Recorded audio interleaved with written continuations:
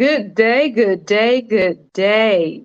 How are you all doing? All of my caregivers and the supporters of caregivers. I hope you have invited your families and friends to this particular program. It is a keep living in your right mind moment. Yes, it is. I hope you have been also doing something for yourself as a caregiver this week. I hope you have scheduled yourself in on your calendar and make sure that you're taking time to keep yourself. As you're caring for your loved one, as your supporters are supporting you, you all should be doing something for yourself. And whatever that looks like for you, let that be the therapy for you that you need to navigate through this journey. I also want to make sure that you are also making the safest decision for you and your loved one. Whatever that looks like for you, make sure you're just making the safest decision. That is most important. And my last highlight of keep living in your right mind is always to encourage you to develop a support system. Develop a support system, create that support system, ask for help. And with those 3 points, you will be successful in this journey. Okay? Wow. Okay. I'm just so happy to be here today with you all. And before I actually jump into the topic for today, which is navigating the early phases of dementia. So even if you're watching this, make sure you hashtag replay, make sure you hashtag We Empower Network, make sure you hashtag keep living in your right mind and share with your friends and family that you know that may be experiencing this particular situation with their loved ones, and that they may need some encouragement and they just may need some caregiving 101 to help them navigate. Okay, before I jump into that topic though, I just want to just take this time, you all, to just give a really big shout out to the We Empower Morning Show. Do you hear me? They are knocking it out the box this season. I travel to work now. Bless my heart. Pray for me. But I listen to them in the morning. I don't always get a chance to comment, but I'm telling you, okay? I'm telling you, Steve Harvey ain't got nothing on the We Empower Network morning show. These ladies are just awesome. They're dropping nuggets. They giving you advice. Their testimonies are setting me free. The transparency on this show, I'm telling you, the transparency, and that's what happens. Transparency heals you all. It heals and it sets you free. So if you're not tuned in and you're not watching the We Empower Network morning show, you're missing out. You're missing out. You're missing out on what you need to propel you to the next level. You're missing out on advice and things that they're educating you on based on their experience, based on their background, things that they're sharing with you that you can't get anywhere else for free. Uh, okay? They're giving you all this information and encouraging you. This is on the morning show every morning at 7 a.m. Eastern. So I want you all to share with your friends and family. We Empower Network morning show.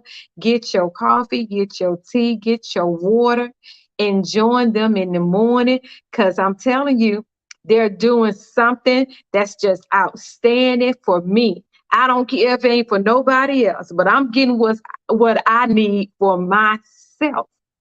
And who knew just by me knowing Terry Hits, yes, the wonderful anointed Terry Hits, just by me knowing her and her posting that they're looking for some additional programs on the network, that I will also come in contact with some wonderful, powerful women. You don't have to talk to powerful women every single day. They don't even really have to know you, but just to be able to really be encouraged by their words and what they're saying, by their attitudes, by their positivity. It's just awesome. It's just awesome. So I wanted to take a time and just shout them out and say, I appreciate you all. I appreciate for what y'all doing for me. If you ain't doing it for nobody else, you're doing it for Janae. Yes, for Mrs. Fine, for keep living in your right mind, caregivers advocate. You're doing it for me, and I appreciate it. I really do, and that's from the bottom of my heart. So you all tune in 7 o'clock every morning to We Empower Network, the morning show. Okay? Yes. So let's get into our topic for today, navigating the early phases of dementia. And this is sometimes a topic that sometimes family members don't want to really discuss, or they, sometimes are in denial. Well, nothing is wrong with my mom or my dad or my aunt, or nothing is wrong. And sometimes we are in denial when it comes to the transitions of our loved ones, whatever that may be, whatever situation that may be. And it may just be that they're gracefully Asian. They not diagnosed with anything. And it just may be that, hey, they're gracefully aging, but there's still some tips that I want to provide you today. Hi, Tina, that I want to provide you today to let you know that there are resources out there for you. And these are things that you should look for to help and guide you during the early phases. And I love to use one of my number one resources. I use this resource during my studies, obtaining my master's degree, and doing a lot of research in this particular area. So again, AARP/caregiving, they have a lot of resources, you all, and you don't have to be a member to obtain those resources. So we know that there are 6 million Americans today, and the number is rising, living with dementia. 6 million Americans living with that disease. So, what does that mean? There's probably double that many Americans that are caregivers and supporters that are trying to help the ones that are diagnosed with dementia, trying to help them navigate, and they're trying to navigate themselves. This has become their new normal. And so, with the numbers that continue to rise, I want to make sure that you are educated, that you have the tools you need, and sometimes that you just can have simple advice. Through my transparency, me sharing with you my experience, that you just have the simple advice that you need to really navigate this particular journey. And I believe I am and a believer just like you are. So I am not dismissing the power of God, the power of healing. I'm not dismissing that at all. I continue to believe and believe that my mom was healed even in the journey itself. And we made her journey become our new normal and found ways to be joyful in that journey. That was the healing for us. So your healing may look different than what my healing was for our journey. So let's make it clear. I'm a believer in Jesus Christ. I believe his word 24/7. I want to just give you tools, though, to help you navigate as you continue your faith walk with God in this journey for your loved one. Okay? Is that good? I hope that's good, you all. But even with that information, I want to just explain to you, and some of you may say, well, I experienced my loved one, they are misplacing their keys often. And, well, Janae, I don't think that's really, a sign of them, getting ready to experience dementia or getting ready to get diagnosed for dementia. Well, dementia is the changes in the brain that causes a loss of functioning that interferes with daily life. So it diminishes your focus, it diminishes your attention, it diminishes your language skills. You may say, well, what does that really mean, Janae? I remember there was a time during the early phases of my mom experiencing these particular symptoms that when I would call her, she would want to get off the phone sooner than normal. And, I would think to myself, Mom, she sure was rushing off that phone with me. And normally I call her and we just talk and talk and talk. But she would, for some reason, just want to just get off the phone. And even her friends would start to tell me, hey, Janae, I call your mom, but, she didn't stay on the phone too long with me this time. She wanted to just get off the phone. So that's an example of her attention was diminishing. The focus diminished. Their focus is not the same, like it used to be in previous years. Things that they would normally do, they may do it in a different way that seems to be more dramatic, or they may not want to continue with that same particular like hobby. My mom was always singing in the choir. It's different things that she just stopped having the desire to do. And those are also some symptoms and signs of the early stages of dementia. So, as you watch your loved ones gracefully age, watch for those symptoms. Watch for things like often replacing the keys, not just, oh, I misplaced the keys today and, I don't know what they are, but, they're just always misplacing something, or they're rearranging something in the house, or even they always want to leave. They always want to go. My mom wanted to go most of the time. And we were raised in Decatur, DeKalb County, and did not live that far from South DeKalb Mall. Well, back in the day, in the 70s, the 70s and 80s, yes, we could walk from our home to South DeKalb Mall. That was a normal thing to do. But, one day my mom in 2000 was walking to South DeKalb Mall, and that was not normal because things had changed. The same people were not living in a neighborhood as before. But thank God that she was able to return home safely. But things like that you start noticing and that you want to make note of, and you want to move to the next step.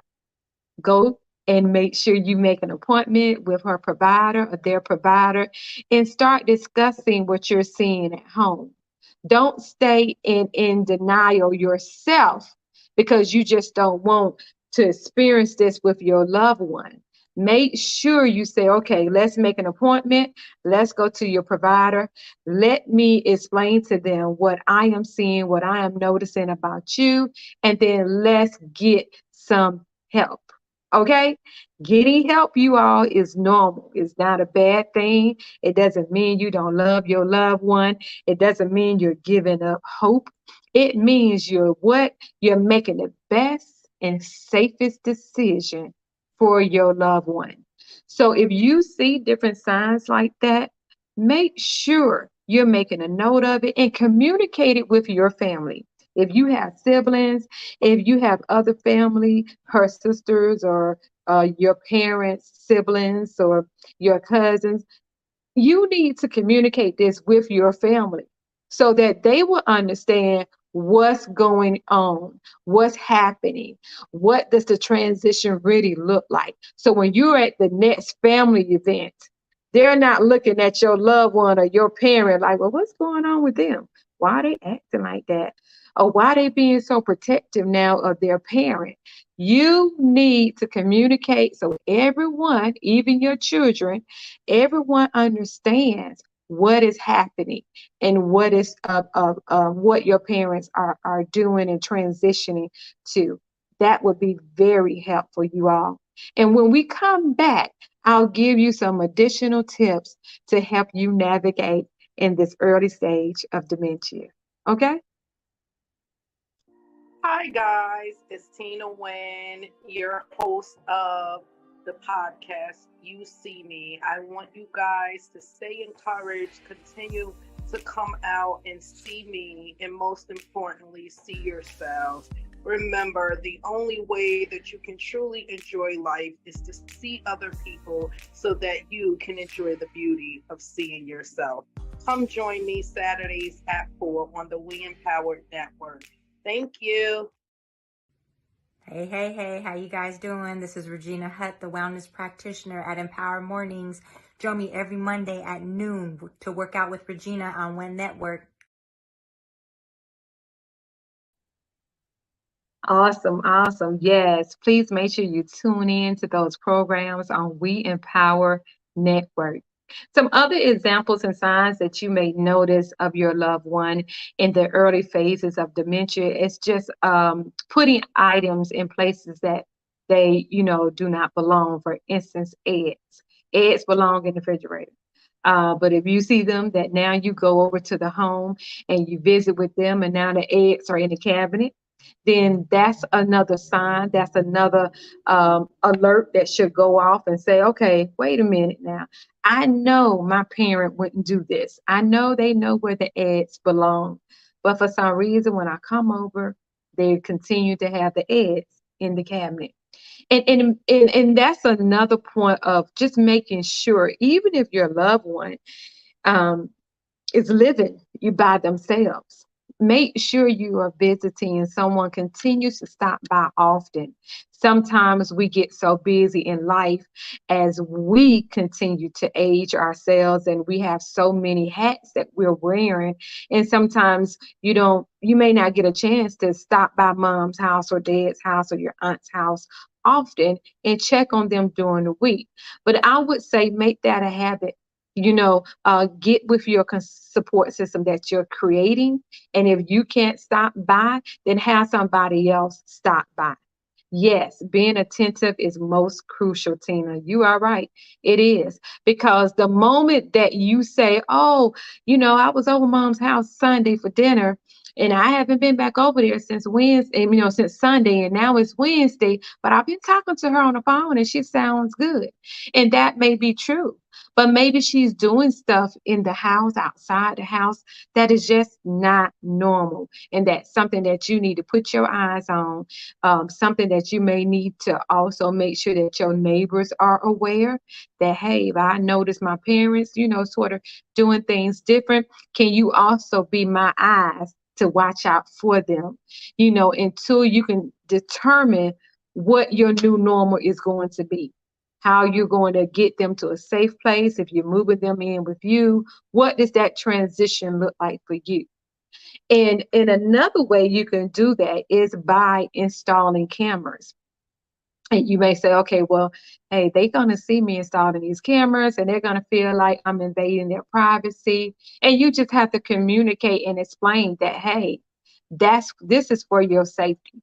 I'm not always there. I have to work, mom or dad, but I just want to make sure you're safe. I want to make sure no one comes in here, and bother you. And I want to make sure I can see exactly if you're going in and out the house, because you may be at that point of a difficult situation when they're not really ready to give up their independence. And so you may have a struggle in the beginning. And I just want you to know the struggle is real and the struggle is normal in the beginning. But again, remember what I continue to say throughout this Keep Living in Your Right Mind platform and program. You have to make the most safest and best decision for you and your loved one. So you can install cameras and make sure that you're just keeping an eye on them during the day. You can also make sure you install Life 360, the app itself. I mentioned that before, but you can install that on their device, include them in your circle so that even your kids that are older in high school or your kids in college or your adult children, they can help you with making sure that your parents or your loved ones are being watched and are they cared for. If your dad got in the car one day and just said that he was going to ride down to Walmart, but perhaps he really forgot how to get back home once he got to Walmart. Those are things like that that you can monitor on your Life 360 app. You can tell how long they've been in one place or where they're traveling to and what their traveling history looks like.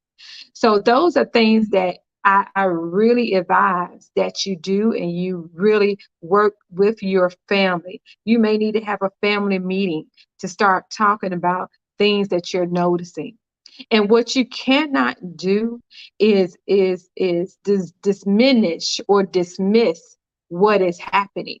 And I think that's what happened to a lot of us, even to myself in the beginning. I suffered with a lot of emotions because I just didn't want my mom to be like that. And I was praying and I was believing. I just didn't want my mom to be like that, you know? But I had to get to the place of, if this is going to be my new normal, how can I readjust? How can I retrain my mind and my emotions to think and feel different so I don't put myself in a state of depression? Okay. So I had to figure that out. And that's why I am passionate about this and giving you all these tips for you. I also want you to make sure, and I'll post this once after this program, I post a link to the virtual dementia tour. There's a tour that you can sign up and that you can register for, and you can go on this virtual dementia tour. This tour is awesome, you all. You may say, well, Janae, I still don't think, this is a situation for my loved one. I just think they're gracefully Asian and they just, sort of forget every now and then. Go and register for this virtual dementia tour. And I'm telling you, it's going to change your perspective. It's going to really turn on that light bulb and let you see for yourself what a person with dementia, how they're feeling, what they're actually experiencing on a day by day basis. And I'll give you a quick example, just the little sounds that we hear during the day. We may hear sounds of sirens, of the EMT or the fire department. We may hear the television may be on. We may hear the notifications on our devices going on, bing, bing, or ding, ding. I'm sorry, not bing, ding, ding. Okay, we may hear all those different sounds, but to them, someone that is in the early phases of dementia or experiencing that particular disease, all of that noise sounds like just a cloud of rushing noise coming towards them. They can't distinguish the sounds like we can. I know what the notification, the ding on my phone sounds like. But to them, all of that is just one complete noise that is loud, that is frustrating them, that's making them feel confused. Okay. So you need to really experience and register for this tour. This will be awesome for you to give you a different perspective. It's going to give you empathy that you may not have right now because you're just wondering, why are you acting like this? Why are you, saying things that are different, that are not normal? It's going to wake you up and allow you to understand that your loved one, they don't want to be like this. They don't want to feel like this. You know, they are frustrated just as well as you are frustrated. You know, they are confused just like you are confused. Okay. So that's a very good tip, you all. And I want to go on to say my third and fourth tip is really combining the do's and the don'ts together. Don't fuss with your loved one. If they are experiencing the early stages of dementia, don't fuss with them. Don't go back and forth. Okay? Don't ask them, well, why are you doing this? Well, why are you feeling like this? Well, why are you crying? Don't ask them or say things to them like, you don't remember? You don't recall? Mom, I know you remember. Mom, you just told me that. Dad, I heard that story 10 times. Do not say things like that to your loved ones. They are clueless just like you. Bless their hearts.